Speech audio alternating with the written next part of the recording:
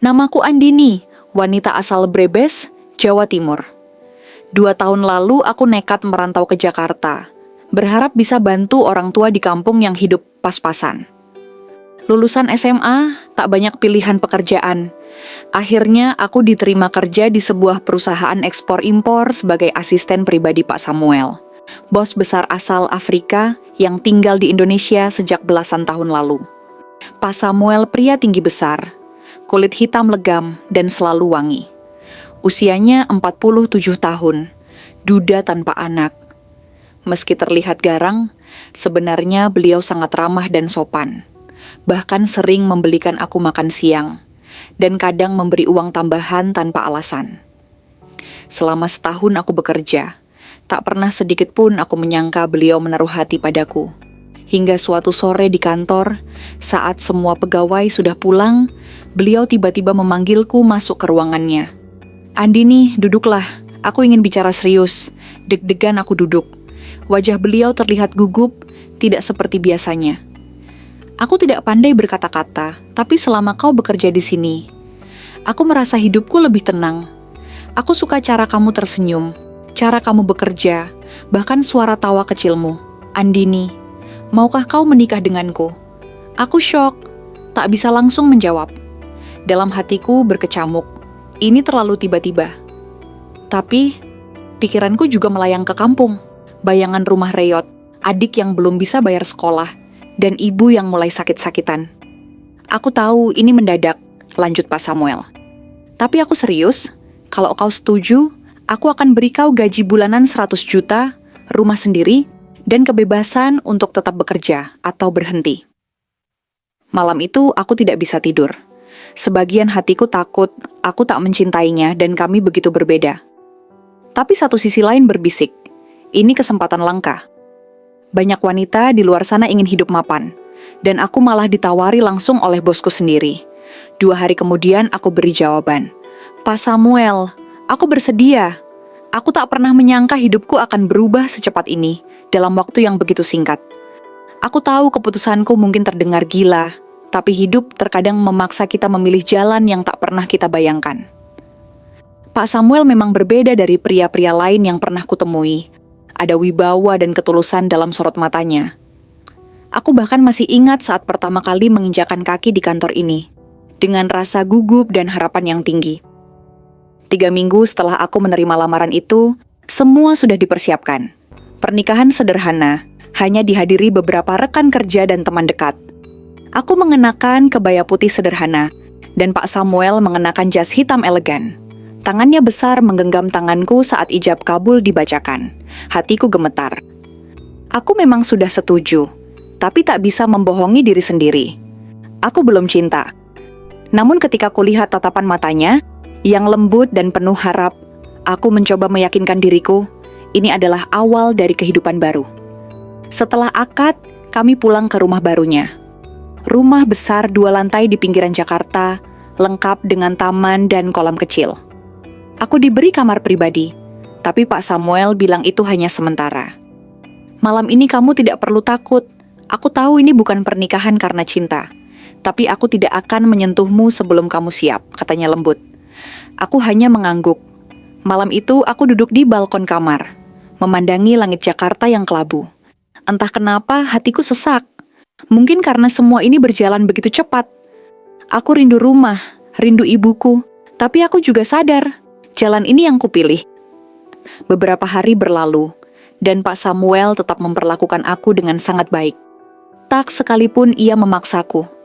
Ia hanya mengajakku makan, bercerita, dan mendengarkan segala keluh kesahku. Tapi semakin hari, aku mulai merasa bersalah. Ia begitu tulus, sementara aku masih dingin. Sampai akhirnya malam itu tiba. Malam di mana ia berdiri di depan pintu kamarku sambil membawa 2 gelas teh jahe dan berkata, "Boleh aku duduk di sini bersamamu sebentar saja?" Pak Samuel memang berbeda dari pria-pria lain yang pernah kutemui, ada wibawa dan ketulusan dalam sorot matanya. Di balik semua ketakutan itu, ada secercah harapan yang sulit untuk diabaikan. Setiap harinya, aku belajar banyak tentang dunia kerja dan bagaimana menghadapi berbagai macam orang. Aku tak pernah menyangka hidupku akan berubah secepat ini, dalam waktu yang begitu singkat. Hujan turun sejak sore, membasahi kaca jendela kamar. Aku duduk termenung, mengenakan daster tipis warna ungu pemberian Pak Samuel. Entah kenapa malam ini rasanya berbeda. Aku tidak lagi ingin menghindar. Ada sesuatu dalam diriku yang berubah, perlahan tapi pasti. Tiba-tiba pintu kamar diketuk pelan. Suara berat itu kembali terdengar. "Andini, aku bawa teh hangat. Boleh masuk?" Aku membuka pintu. Pak Samuel berdiri di sana dengan senyum tenang. Kami duduk di sofa kecil dekat jendela. Hanya suara hujan dan detak jantungku yang terasa. "Aku tidak akan menyentuhmu kalau kamu tidak mengizinkan," katanya pelan, menatapku dalam-dalam. Aku tak menjawab, hanya mengangguk kecil lalu menunduk. Tapi tiba-tiba tubuhku bergerak sendiri. Aku menggenggam tangannya. Rasanya hangat dan menenangkan. Malam itu, untuk pertama kalinya aku membiarkan ia duduk lebih dekat. Ia tidak banyak bicara. Ia hanya diam, menatapku seolah ingin memahami isi hatiku. "Aku tahu kamu masih bingung," ucapnya. "Tapi kamu tidak sendiri. Aku akan sabar menunggumu." Aku mulai menangis, entah karena lega atau karena perasaan yang selama ini kupendam. Dalam pelukannya, aku merasa seperti gadis kecil yang akhirnya bisa bernafas bebas. Mungkin karena selama ini aku terlalu kuat, terlalu lama memikul beban yang tak bisa kubagi pada siapapun. Pak Samuel mengusap air mataku. Tangannya kasar tapi lembut. "Andini," katanya, "aku tidak akan meminta apapun malam ini. Tapi aku ingin kamu tahu, kamu tidak harus berpura-pura kuat di hadapanku." Dan malam itu, aku bersandar di dadanya.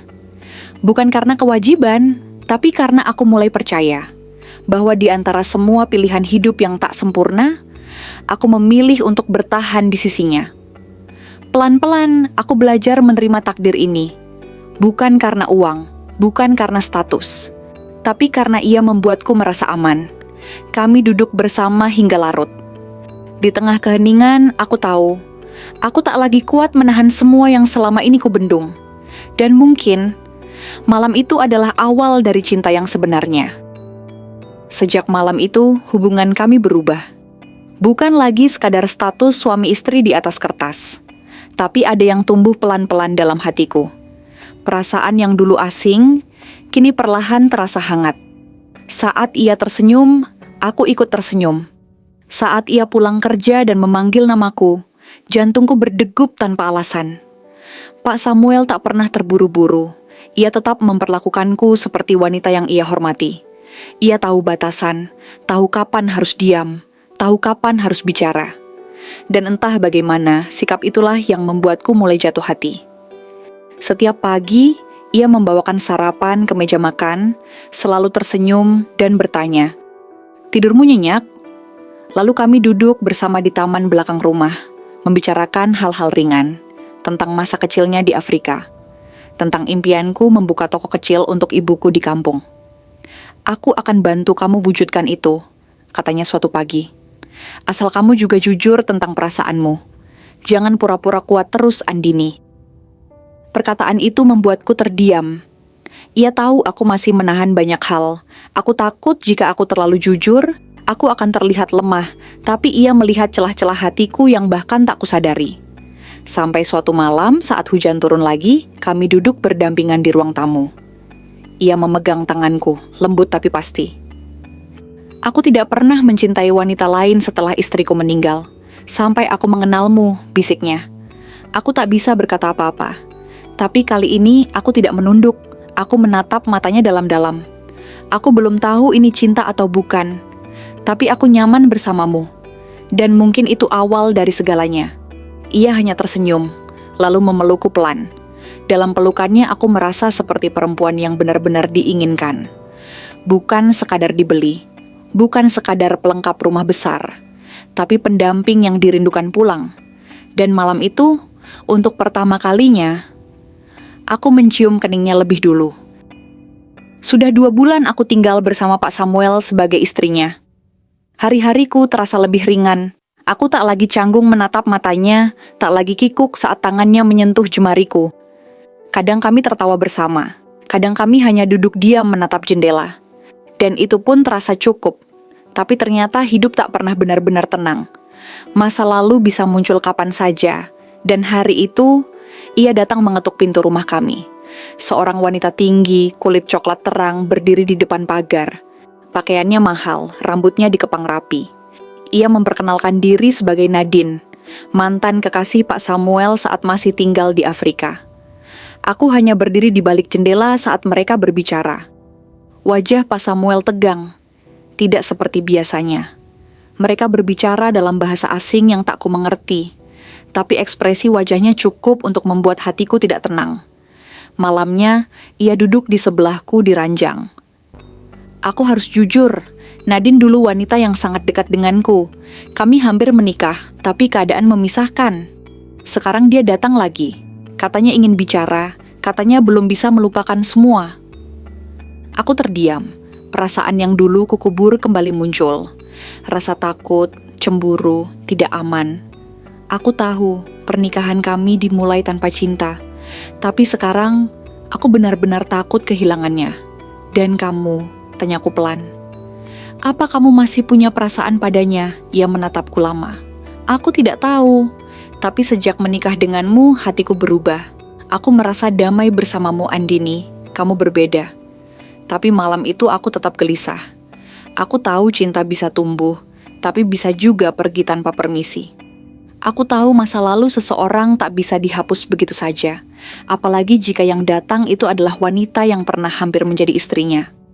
Dalam diam, aku hanya bisa berdoa. Jika memang perasaannya untukku tulus, maka aku akan bertahan. Tapi jika tidak, aku harus siap kehilangan segalanya. Beberapa hari setelah Nadine datang, suasana rumah terasa berbeda. Aku berusaha tetap tenang, tetap melayani Pak Samuel seperti biasa.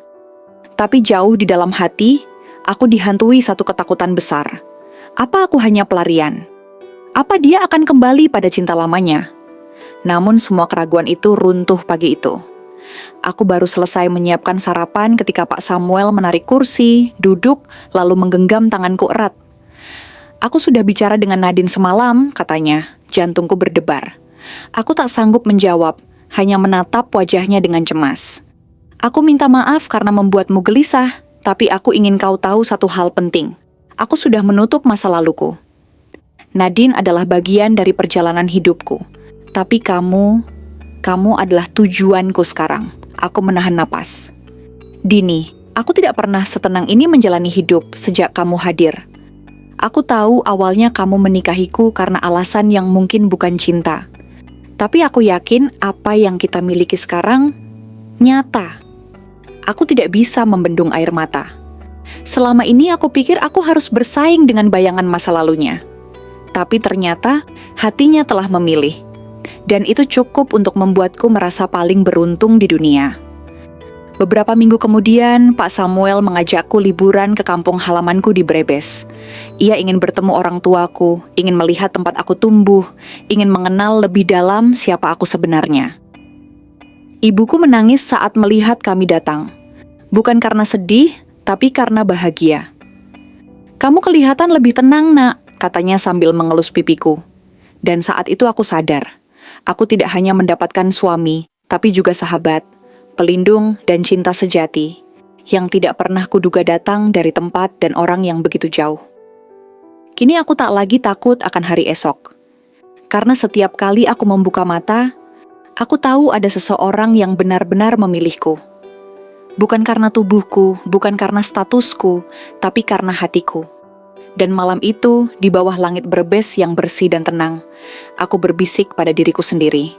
Aku adalah istrinya, dan aku adalah pilihan hatinya.